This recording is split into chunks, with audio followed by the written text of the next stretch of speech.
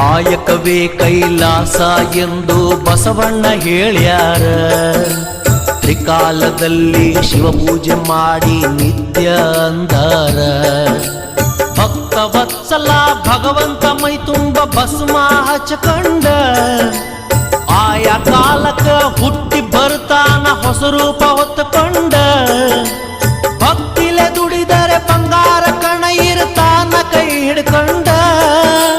ಸಂಗಮ ದೇವನ ಮಹಿಮೆ ಏನಂತ ಹೇಳಲಿ ತಿಳ್ಕಂಡ, ಏನಂತ ಹೇಳಲಿ ತಿಳ್ಕಂಡ.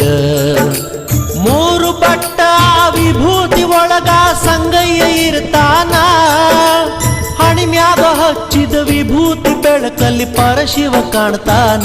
ಬಸವಣ್ಣ ಕೈ ಮಾಡಿ ಕರಿತಾನ, ಬಸವಣ್ಣ ಕೈ ಮಾಡಿ ಕರಿತಾನ.